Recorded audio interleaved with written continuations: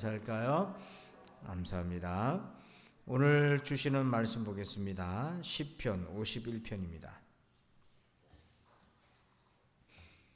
구약성경 시편 51편 말씀을 오늘 함께 같이 교독하겠습니다.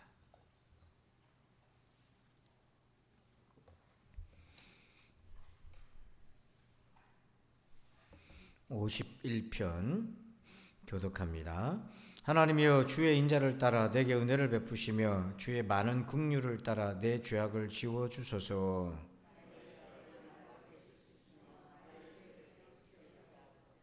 무릇 나는 내 죄가를 아오니 내 죄가 항상 내 앞에 있나이다.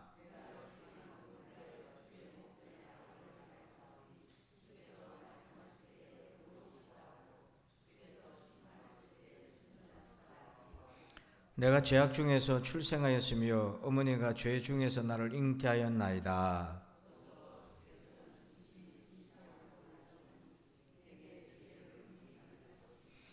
우슬초로 나를 정결하게 하소서. 내가 정하리이다. 나의 죄를 씻어주소서. 내가 눈보다 희리이다.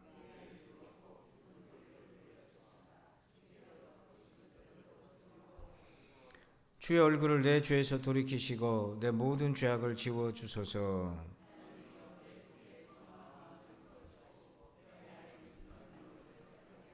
나를 주 앞에서 쫓아내지 마시며 주의 성령을 내게서 거두지 마소서.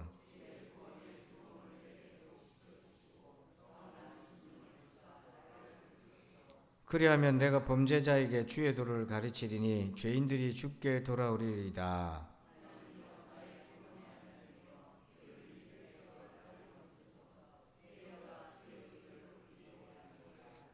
주여, 내 입술을 열어주소서. 내 입이 주를 찬송하여 전파하리이다.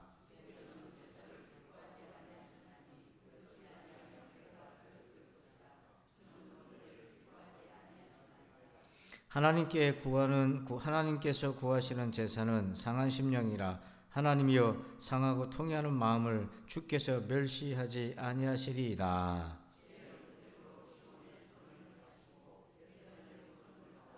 다 함께. 그때 주께서 의로운 제사와 번제와 온전한 번제를 기뻐하시리니 그때 그들이 수소를 주의 제단에 드리리이다. 아멘. 할렐루야.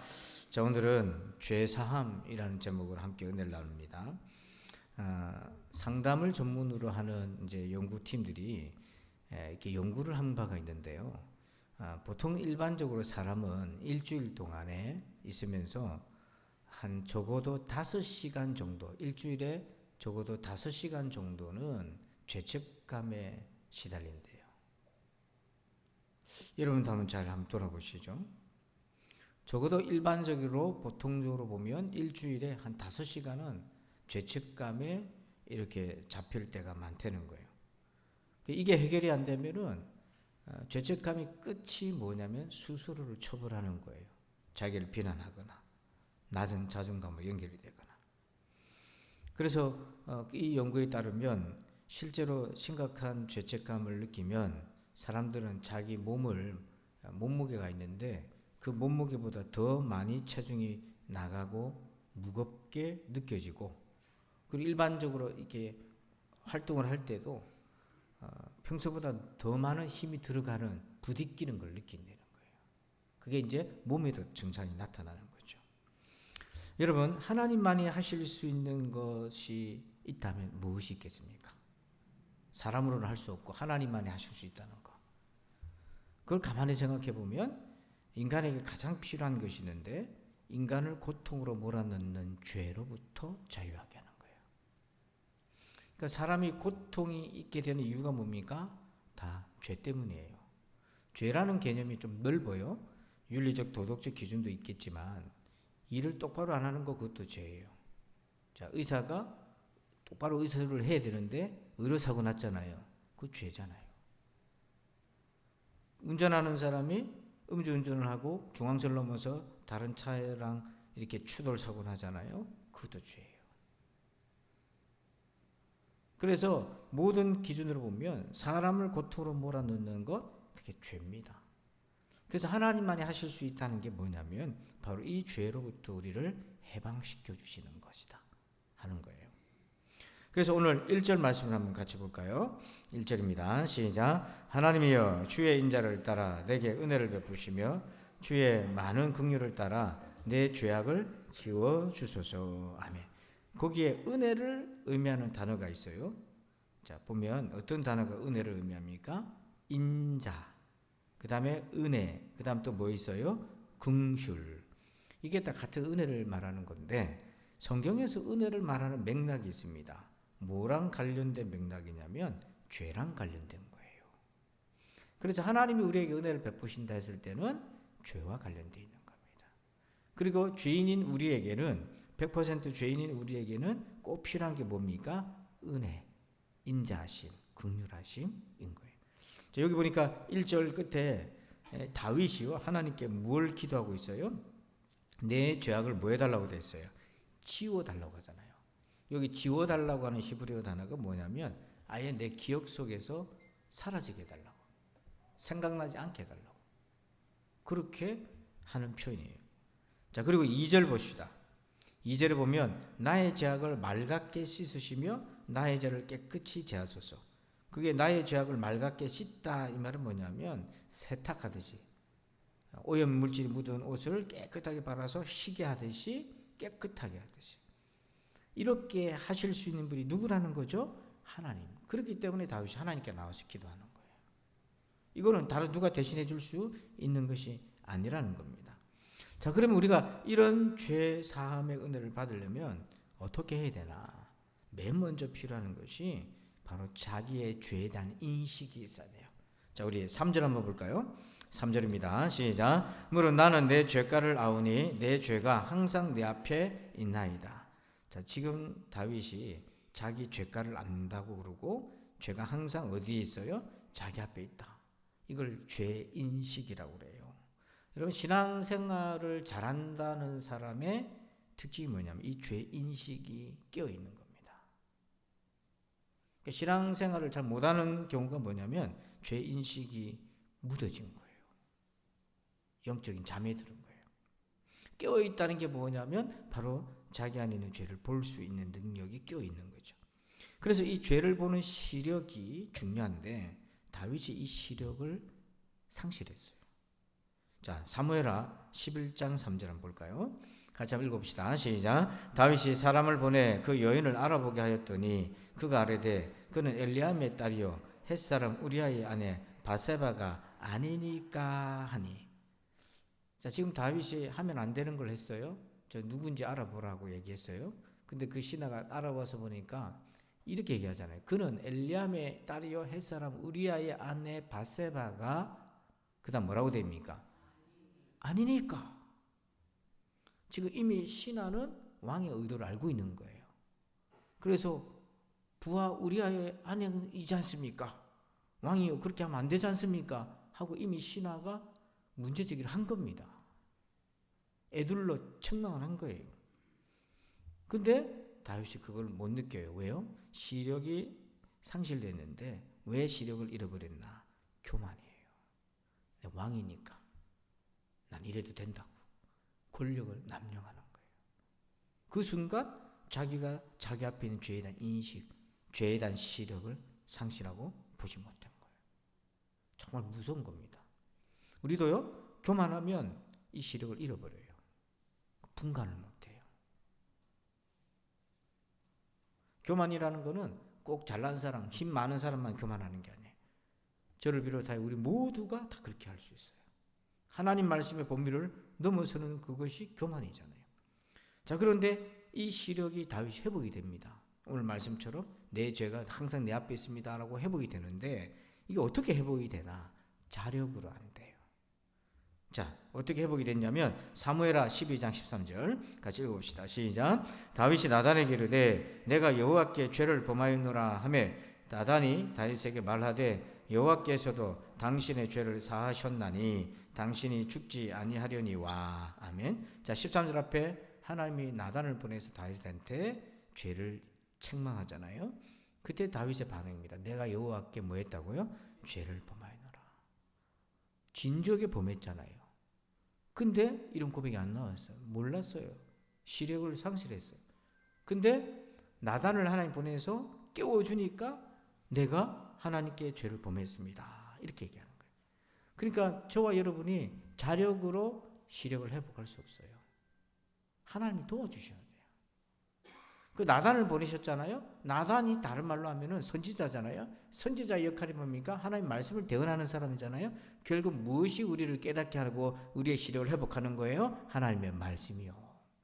그래서 디모데후서 3장 15절 16절에 하나님 말씀에 공통적인 뭡니까? 교훈과 책망과 바르게 함과 의로 교육하기 유익하다 그러잖아요. 다 뭉뚱그려서 한마디로 말하면 우리 안에 있는 죄를 보게 하는 거예요. 그래서 돌아서게 하는 거예요. 그러니까 저나 여러분이나 말씀을 가까이 하지 않으면 이 시력을 회복할 수 없어요. 자력은 안 됩니다. 그리고는 22절 보십시다. 회개할수록 시력이 더 회복이 돼요. 자, 12장 22절 사무엘아 읽어볼까요? 시작. 이르되 아이가 살았을 때에 내가 금식하고 운 것은 혹시 여호와께서 나를 불쌍히 여기사 아이를 살려주실런지 누가 알까 생각함이거니와. 물론 다윗이 그 아기 바세바 사이에 나온 아기를 위해서 기도했지만 내가 금식하고 울었다 이 말은 뭐냐면 자기의 죄로 인해서 이 모든 것이 생겼으니 그것에 대한 애통하며 하나님 앞에 나오죠. 그래서 여러분 우리는요 회개가 두 종류가 있다고 그랬어요. 예수 믿을 때 하는 회개가 있어요. 이거 회심이라고 그래요. 이거를. 근데 예수 믿고 난 다음에 하는 회개가 있어요. 이건 거룩 성결을 위한 회개입니다.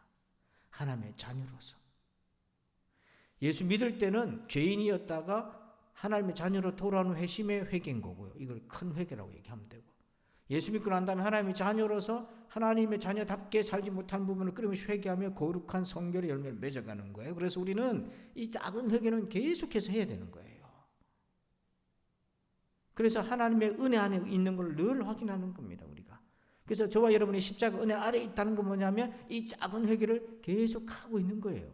하나님의 자녀로서 하나님의 자녀로서 말이에요. 그전에는 죄인이었단 말이에요. 하나님의 자녀가 아니었단 말이에요. 근데 지금 하나님의 자녀로서 일상 속에서 아주 작은 거 사소한 거라도 그렇게 될 수 있는 게 뭐냐면 예수님의 생명이 내 안에 있기 때문에 죄를 보게 하는 능력이 있는 거예요. 이게 귀한 선물인 거예요. 자, 그렇다면 이렇게 죄에 대한 시력이 복원이 되고 회복이 되면 어떤 특징이 있나 구체적으로 볼까요? 4절 봅시다. 4절 읽어봐요. 시작. 내가 주께만 범죄하여 주의 목전에 악을 행하였사오니 주께서 말씀하실 때에 의로우시다 하고 주께서 심판하실 때에 순전하시다 하리이다. 아멘. 자, 여기 4절에서 좀 여러분 이상하지 않습니까? 이상한 부분이 뭐가 있을까요? 읽으면서 딱 걸리는 부분이 있어요.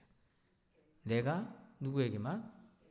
그러면은 우리한테는 범한 거 아니고 뭐 그런 거냐고 이렇게 오해할 수 있잖아요. 그런 뜻이 아니에요. 이 주께만 범죄했다는 것은 당연히 피해자한테도 죄를 지은 거예요. 그런데 죄라는 것은 모든 죄는 누구에게 범한 죄가 됩니까? 하나님. 제가 그 팀 켈러 목사님이 얼마 전에 천국 가셨는데 이분은 뉴욕에서 목회하시는데 굉장히 지성적인 분이에요. 무신론의 도시에서 복음을 변증하는 정말 존경스러운 분이에요. 근데 그분이 왕의 십자가라는 책에서 그런 얘기를 해요. 중풍병자가 예수님을 찾아왔지 않습니까? 들것에 실려서 집을 뜯고 내렸는데 그때 예수님이 내 죄를 사함받았다. 들것을 들고 가라. 이렇게 하니까 바리새인들이 막 웅성대면서 저가 누군데 죄를 사한단 말이냐. 이렇게 하는 장면이 나와요. 그때 팀켈러 목사님이 이렇게 얘기를 해요. 어떤 비유를 드냐면 김군하고 이군이 싸웠어요. 근데 김군이 이군한테 주먹질을 해서 얼굴을 때렸네요. 그래서 김군이 잘못한 거잖아요. 이군이 맞았어요. 그러면 이 김군의 잘못된 행동을 누구만이 용서할 수 있습니까? 이군만이 용서할 수 있잖아요. 맞은 사람만이. 근데 예수님이 내가 널 용서한다. 이 말은 김군은 겉으로는 이군을 때렸지만 동시에 누굴 향해서 폭력을 행사한 거다? 하나님을 향해서. 이게 죄예요. 여러분, 죄를 피해자한테만 지은 거다라고 생각하는 사람하고 동시에 뿐만 아니라 하나님께도가 아니라 하나님께 지은 죄라고 생각하는 사람하고 어떤 사람이 죄를 더 무겁게 다루겠습니까? 그렇죠. 사람한테 행한 거라면은 보상하고 조정해가지고 합의 보고 죄 아닌 것처럼 정리할 수 있어요. 지금도 법원에 가면 시끄러운 이유가 그런 거거든요. 처벌을 면하려고. 그래서 사람들은 그렇게 해서 죄가 아닌 것처럼 끝내버리고 죄로부터 벗어나려고 하지만 하나님께 범한 죄라 이거예요. 그거는 합의 보고 조정한다고 되는 게 아니에요. 하나님께 회개해야만 되는 거고 하나님 용서해 주셔야만 되는 거예요. 이게. 그러면서 뭐라고 얘기하냐면 4절을 다시 봐요. 이렇게 내가 주께만 범죄하여 주의 목전에 악을 행하였사오니 주께서 뭐 하실 때 말씀하실 때 이게 뭐냐면 주께서 판결을 하셨다는 거예요. 그때 뭐하다? 의로우시다. 주께서 심판하실 때 뭐하다? 순전하시다. 즉 죄에 대한 기준을 하나님께 둔다는 거예요. 그걸 내가 인정하고 받겠다는 거죠. 그러니까 주께만 범죄했다는 것이 내가 사람한테 지은 죄는 없다 이 말 뜻이 아니라는 거예요. 이게. 그래서 죄의 기준이 하나님이라는 게 이게 얼마나 두려운 고백입니까? 이게 얼마나 무서운 고백이에요. 그래서 이렇게 죄의 기준이 하나님께 선다. 죄의 시력이 회복되면 기준이 회복된다. 첫 번째고 두 번째 시력이 회복되면 어떤 일이 생기나 14절입니다. 시작. 하나님이여 나의 구원의 하나님이여 피 흘린 죄에서 나를 건지소서. 내 혀가 주의 의를 높이 노래하리다. 두 번째는 죄의 무게를 느껴요. 자, 무슨 죄에서 나를 건져달라고 하죠? 피 흘린 죄가 이게 뭐냐면 그 죄에 대해서 내가 목숨으로 갚아야 될 죄입니다. 이 말인 거예요. 대가를 내 목숨을 내놓아야 될 것입니다. 죄의 무게를 아는 거예요. 그러니까 죄에 대한 시력이 회복되게 되면 첫째, 죄의 기준이 회복돼 하나님. 두 번째, 죄의 무게가 오는 거예요. 이건 내 목숨으로 갚아야 될 죄인 거예요. 그래서 예수님이 우리의 목숨을 위해서 대신 십자가 희생하신 거잖아요. 그렇지 않으면은 다른 걸로 해결할 방법이 있었으면 왜 십자가에 들어가시겠어요? 세 번째는요, 깊이가 바뀝니다. 6절 봅시다. 6절 한번 읽어볼까요? 시작. 보소서 주께서는 중심의 진실하심을 원하오니 내게 지혜를 은밀히 가르치시리이다. 아멘. 깊이가 바뀌어요. 자, 하나님은 우리에게 뭘 원하신다고 되어 있어요? 중심이 진실함. 다윗이 어떻게 했냐면 죄의 시력을 잃어버렸을 때 이렇게 했어요. 사무엘하 12장 12절에 한번 같이 읽을까요? 시작. 너는 은밀히 행하였으나 나는 온 이스라엘 앞에서 백주의 이 일을 행하리라 하셨나이다 하니. 자, 다윗이 죄를 지을 때 어떻게 행동했다고요? 은밀하게. 겉으로는 죄 안 지은 것처럼 평상시 왕이랑 똑같이 왕자에 앉아서 백성들의 시시비비 갈려주고 판결하고 왕이 그 당시 재판관 역할을 했어요. 다 그렇게 했는데 죄는 은밀하게. 근데 죄에 대한 시력이 회복이 되니까 하나님은 중심의 진실하심을 원한다. 사람들 앞에서가 아니라. 이거 외식으로 가릴 수 없다. 그리고 사무엘하 11장 8절 보니까요. 자, 우리아를 자기 죄를 듣기 위해서 불렀어요. 전쟁터에 가 있는 우리아를 불러들여서 집으로 가라 했어요. 그때 이렇게 얘기합니다. 한번 읽어볼까요? 시작. 그가 또 우리아에게 이르되 내 집으로 내려가서 발을 씻으라 하니 우리아가 왕궁에서 나가매 왕의 음식물이 뒤따라가니라. 정말 신하를 걱정해 주는 왕의 모습이잖아요. 이것만 놓고 보면 우리아는 이방인입니다. 이 사람은. 그런데도 왕이 정말 신경 써줘서 집에 가서 발을 씻어. 그 아내랑 오랜만에 햇불을 풀고 그 다음에 왕의 음식물이 뒤따라갔어요. 왕이 막 떡과 포도주와 이런 걸 막 내준 거예요. 이렇게만 보면 정말 신하를 아끼는 거잖아요. 근데 겉으로는 그런데 속은 뭡니까? 죄를 숨기는 거잖아요. 이걸 하나님이 보시는 거죠. 그래서 다윗의 죄에 대한 시력이 회복이 되니까 이 중심의 진실함, 깊이의 회복을 하게 하시는 거예요. 그 다음에 끝으로 5절 보면 죄의 시력이 회복되면 어떤 일이 생기나? 5절 읽어볼까요? 시작. 내가 죄악 중에서 출생하였으며 어머니가 죄 중에서 나를 잉태하였나이다. 아멘. 이게 이제 보통은 이렇게 얘기를 해요. 정말 모태에서부터 타락하는 거다. 원죄다. 이렇게 생각들을 많이 하는데 그렇게도 볼 수 있고요. 본문의 맥락에서는 무슨 의미냐면 나는 죄가 내 인생에 가득 덮여져 있다. 죄가 만연해 있다라는 거예요. 자기 안에. 선한 구석이 있다. 이게 아니라 선한 구석이 하나도 없는 그런 상태다. 이게 자기의 실제다. 이게 죄의 시력이 회복이 되면 이런 자기에게 죄가 만연되어 있다는 걸 아는 거예요. 여러분, 하나님의 말씀을 통해 죄의 시력이 회복되시길 바랍니다. 이게 끼어 있는 거예요. 자, 그럴 때에 그러면 이 죄를 어떻게 할 건가? 어떻게 씻을 건가? 이제 문제는 이걸 어떻게 해결하죠? 자, 7절입니다. 같이 읽어봅시다. 시작. 우술초로 나를 정결하게 하소서. 내가 정하리이다. 나의 죄를 씻어주소서. 내가 눈보다 희리이다. 아멘. 자, 어떻게 해달라고 되어 있어요? 우술초로 나를 정결하게 하소서. 이게 무슨 말이에요? 우술초. 우술초가 처음 등장한 것은 출애굽 당시에 6월절 어린 양을 잡아서 우술초에 피를 묻혀서 이스라엘 백성들이 사는 집 위에 설주 문 인방에 피를 발라서 하나님의 심판이 건너가게 된 거잖아요. 그때 처음 우술초가 나와요.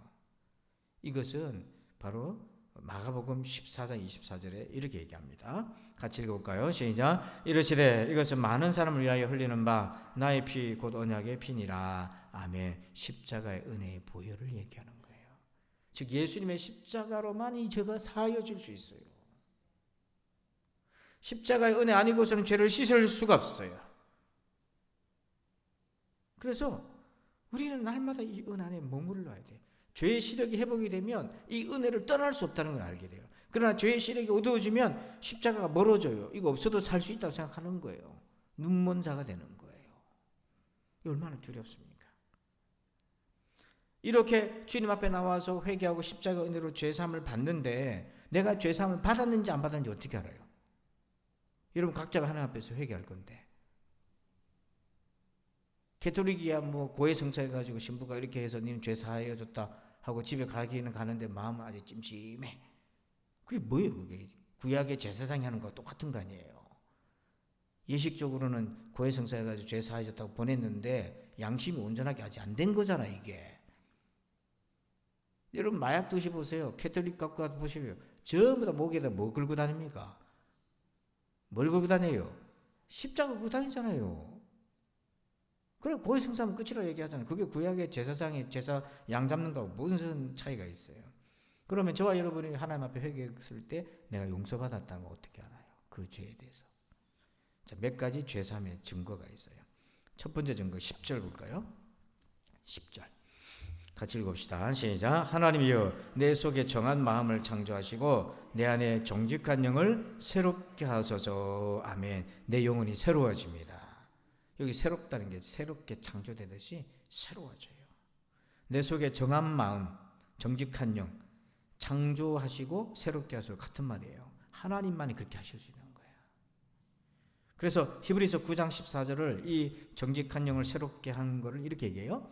한번 같이 볼까요? 시작. 하물며 영원하신 성령으로 말미암아 흠없는 자기를 하나님께 드린 그리스도의 피가 어찌 너희 양심을 죽은 행실에서 깨끗하게 하고 살아계신 하나님을 섬기게 하지 못하겠느냐. 아멘. 우리의 양심을 어떻게 한다고 되어 있어요?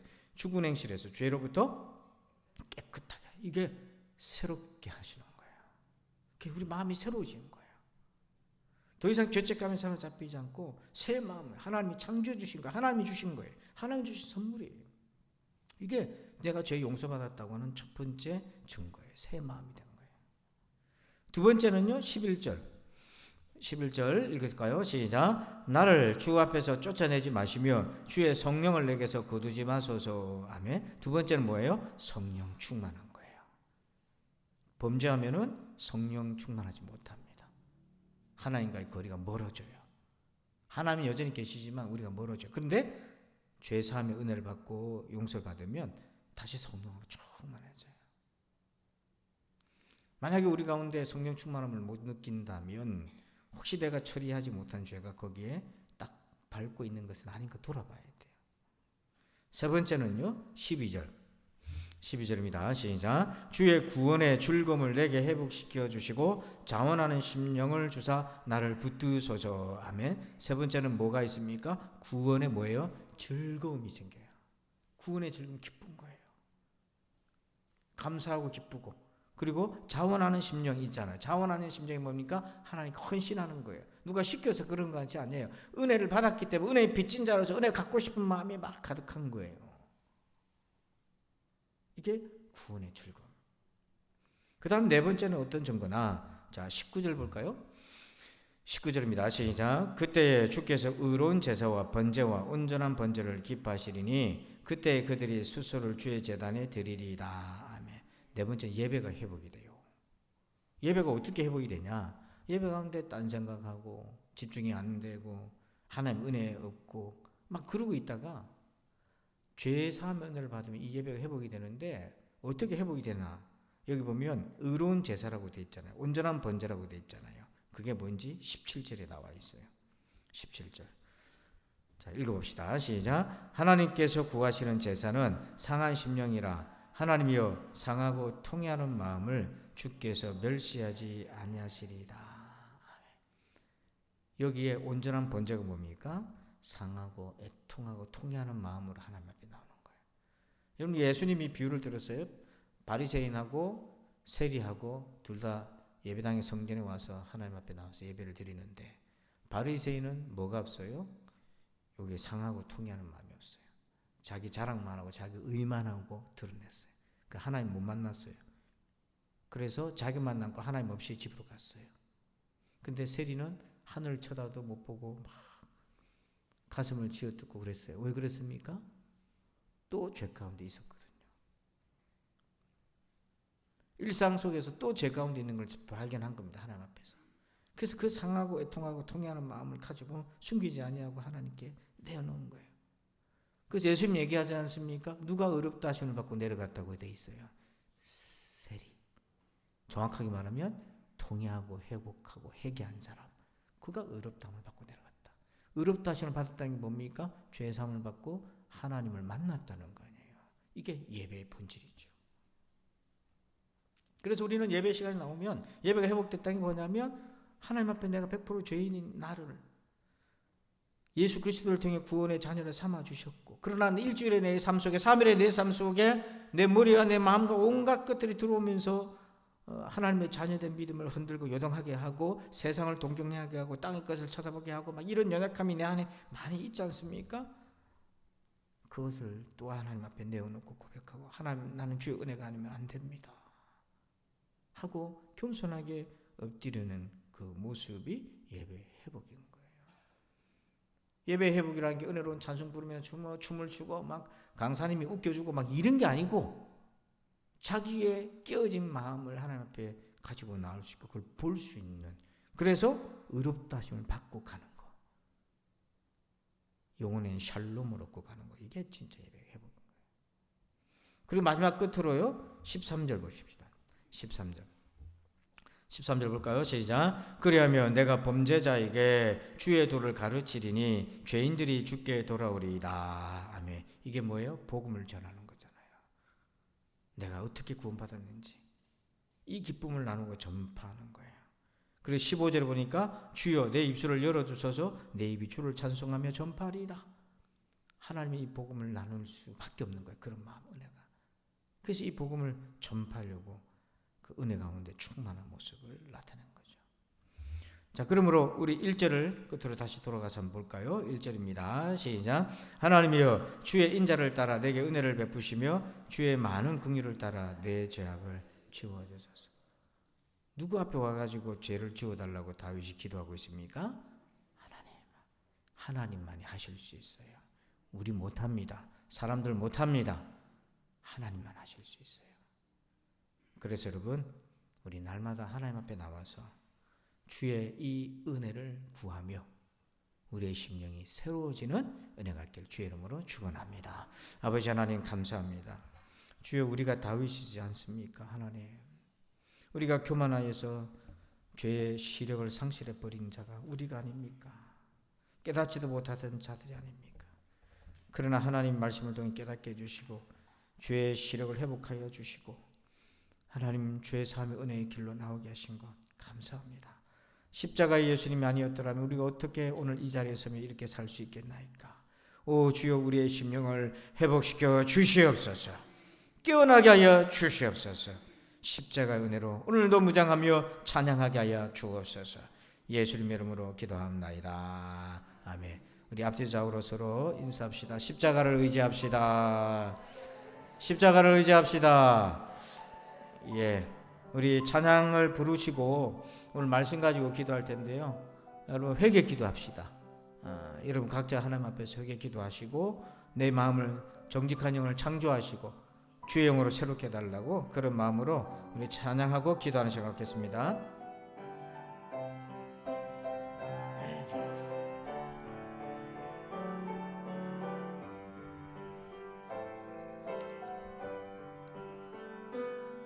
정결한 마음 주시옵소서.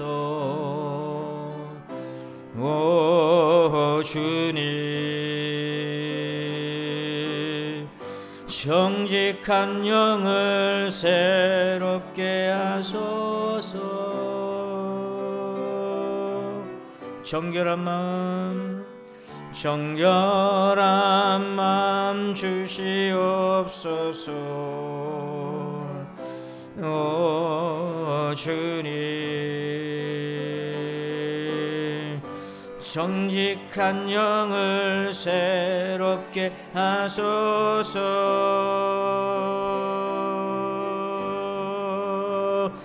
나를 주님 앞에서 멀리하지 마시고 주의 성령을 거두지 마옵소서. 그 구원의 기쁨 다시 회복시키시며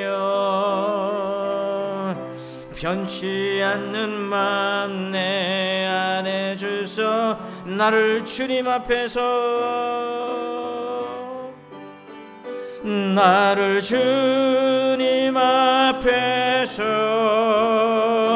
멀리하지 마시고 주의 성령을 거두지 마옵소서. 아멘. 그 구원의 기쁨 다시 회복시키시며 변치 않는 맘 내 안에 주소서. 주의 보좌로 나아갈 때에 주의 보좌로 나아갈 때에 어떻게 나가야 할까? 나를 구원한 주의 십자가 그것을 믿으며 가네. 주의 보좌로 나아갈 때에 나 여전히 부족하나. 나를 품으신 주의 그 사랑 그것을 믿으며 가네. 자격 없는 내 힘이 아니 오직 예수님의 보혈로. 자격 없는 내 힘이 아니 오직 예수님의 보혈로. 십자가의 보혈 완전하신 사랑 힘입어 나갑니다. 십자가의 보혈 완전하신 사랑 힘입어 나가. 주의 보좌로 나갈 때에 주의 보좌로 나갈 때에 어떻게 나가야 할까? 나를 구원한 주의 십자가 그것을 믿으며. 우리 다시 한번 고백합시다. 두 손 들고 한번 같이 고백합시다. 주의 보좌로 주의 보좌로 나갈 때에 어떻게 나가야 할까? 나를 구원한 주의 십자가 그것을 믿으며 가네. 우리 다 함께 주여 외치며 주하게 맞춰 회개하며 나갑시다. 주여, 아버지 내가 죄인입니다. 하나님 내가 다윗입니다. 아버지 내가 죄에 대한 시력을 상실해버리고 눈앞에 있는 죄도 보지 못하는 어리석은 종입니다. 하나님 어찌하면 좋나이까? 하나님